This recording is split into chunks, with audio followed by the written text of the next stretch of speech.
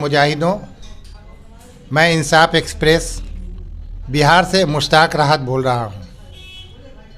आज मुझे जो बाबरी मस्जिद को शहीद कर दिया गया या बाबरी मस्जिद का जो इतिहास था, जो है और रहेगा, उस पर ये कहना है कि बाबरी मस्जिद को सबसे पहले सियासी मुद्दा किसने बनाया, ये आवाम को जानना बेहद ज़रूरी है।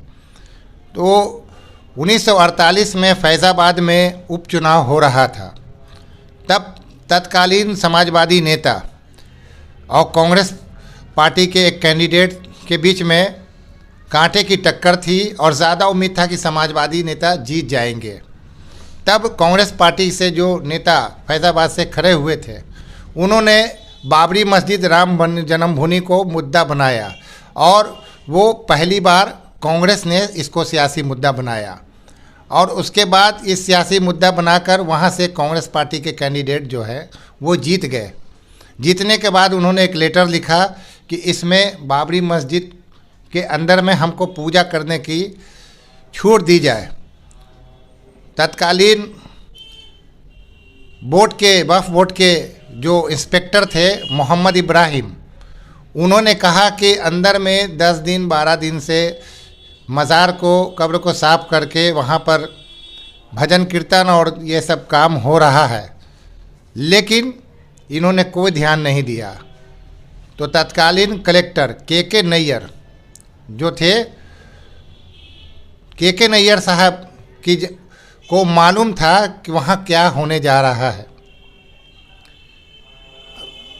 1948 में 22 दिसंबर को आधी रात में दीवार तोड़कर ठीक गुंबद के नीचे 11-11 इंच का मूर्ति रख दिया गया, जो राम जी की मूर्ति थी और सीता जी की मूर्ति थी। और कहा गया है कि राम लल्ला प्रकट हुए हैं, मतलब रखा नहीं गया, प्रकट हुए हैं।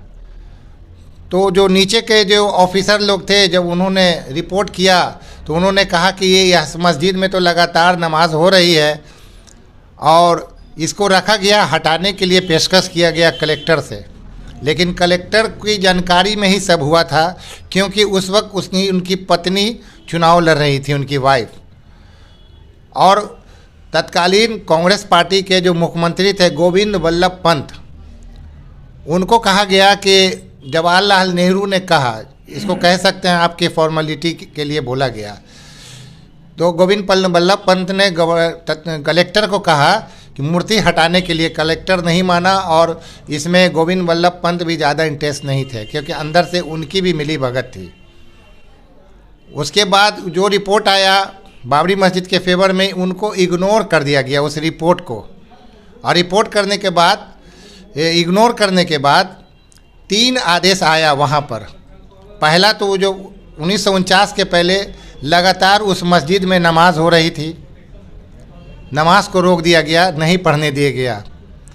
उसके बाद जो गुंबद के ठीक नीचे 11-11 इंच का मूर्ति रखा गया था, जिसको हटाने के लिए बोला गया था, उसको नहीं हटाया गया। और तीसरी बात यह है कि वहाँ पर ताला लगा दिया गया। ताला लगा दिया और उसके ठीक 37 साल बाद 1986 में, अब इसको मज़ाहिया अंदाज में बोलें तो नाना ने ताला लगाया और नाती 37 साल बाद 1986 में अपने चचेरे भाई अरुण नेहरू के कहने पर उस ताला को खोल दिया। तो ताला क्या खुला, वो मान के चलिए कि भानुमति का पिटारा खुल गया। उसके पहले 1984 में बजरंग दल बना था, जो कि 1964 में बनी विश्व हिंदू परिषद का ही मिलिटेंट विंग था। उसने लगातार वहाँ आंदोलन किया, डेट और तारीख निकालने लगा, ये कर दूंगा, वो कर दूंगा, तोड़ दूंगा, दिस करूंगा, वो करूंगा।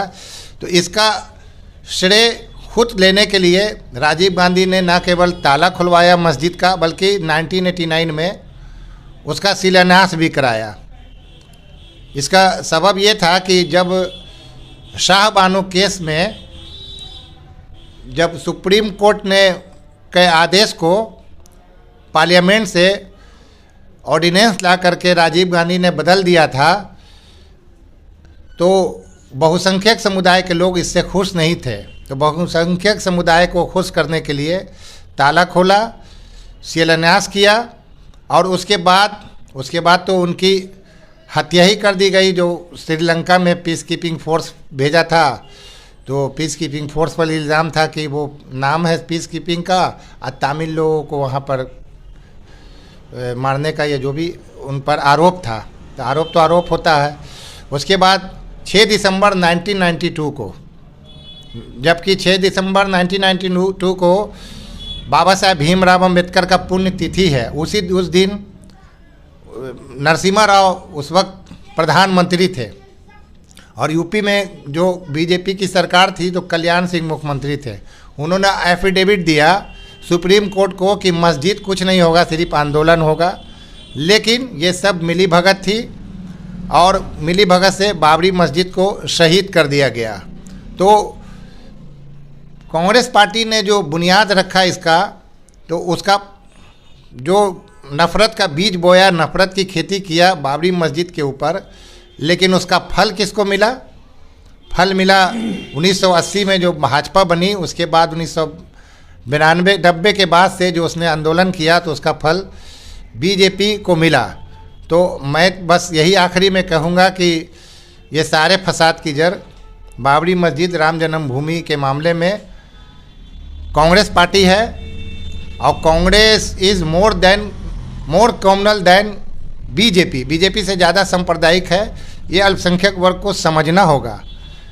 चूँकि ये भौकाल पार्टी है बीजेपी, बहुत ज़्यादा बोलती है, बकती है, इसीलिए लगता है कि वो मुसलमानों के ज़्यादा अगेंस्ट में। ऐसी बात नहीं है। ताड़ा भी इन्होंने ही लाया था, कांग्रेस पार्टी ने, पोटा भी इन्होंने लाया, अब बड़ा बड़ा दंगा भी इनके टाइम में हुआ था। इस बात को फरामोश नहीं किया जा सकता है। और दूसरी बात यह है कि अब बीजेपी का देखिए भौकाल, ये तो 1949 में जब कहा गया कि गुंबद के पास ही रामलला प्रकट हुए हैं, रखे नहीं गए हैं, सुप्रीम कोर्ट में भी इन्होंने एफिडेविट दिया कि बाबरी मस्जिद का जो गुंबद है, गुंबद के नीचे रामलला पैदा हुए हैं, जन्म स्थान है, तो हम मंदिर वहीं बनाएंगे। कसम राम की खाते हैं, मंदिर वहीं बनाएंगे। और आपको 30 साल 35 साल पहले तो एक से बढ़कर एक नारा लगाया जाता था कि अयोध्या पुकारती है भारती, खून से तिलक करो गोलियों से आरती, कसम राम की खाते हैं, मंदिर वहीं बनाएंगे। तो आप राम की जब कसम खाया था कि मंदिर वहीं बनाएंगे, तो वहाँ से 3 किलोमीटर दूर पर आप बना रहे हैं मंदिर। तो 3 किलोमीटर दूर पर आप इसलिए बना रहे हैं कि उस जगह पे मंदिर बन ही नहीं सकता है, कि उस जगह पर शायद दलदल है, वो जगह शायद पानी आ जाता है। तो आप तो किसको आपने डोल्ट बनाया? आपने तो ये नफ़रत की खेती किया, नफ़रत की सियासत किया, और अभी बार बार राममय बनाने की कोशिश कर रहे हैं, और राम जी को भी सियासत में ला रहे हैं। तो मैं आखिरी में अपना राम जी जो मर्यादा पुरुषोत्तम है, तो मैं यही कहूँगा कि राम जी आपसे गुजारिश है, निवेदन है कि इनको आत्मनिर्भर बनाइए। आप नरेंद्र मोदी जी को आत्मनिर्भर बनाइए।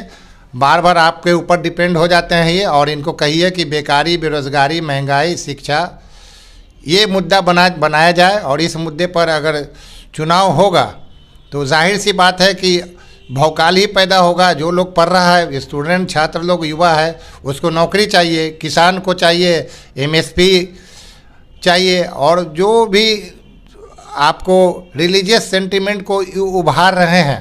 तो इससे क्या होता है? इससे जो नफ़रत पैदा हो रही है। और दोस्तों, ऐसा ये बनाने का माहौल बनाया जा रहा है भारत में, जैसे कि भारत का 16-18% मुसलमान राम जी से नफ़रत करता है। ऐसी कोई बात नहीं है। अल्लामा इकबाल ने उनको इमाम हिंद कहा था, और पूरे भारत का राम जी प्रतीक हैं। लेकिन चूँकि राम जी को बीजेपी सियासत में इस्तेमाल करता है, तो उसको 80 या 20 वाला जो उनका मामला है, तो नफ़रत के आधार पर ही वो अपना वोट की खेती करना चाह रहे हैं। वो चाह रहे हैं कि सांप्रदायिक आधार पर वोटिंग हो, और मुद्दे पर वोटिंग नहीं हो। और मुद्दे पर अगर वोटिंग हुआ तो हम तो लगता है कि कहीं भी नहीं टिकेगी ये एनडीए गठबंधन। बस यही मुझे कहना था। शुक्रिया, मेहरबानी।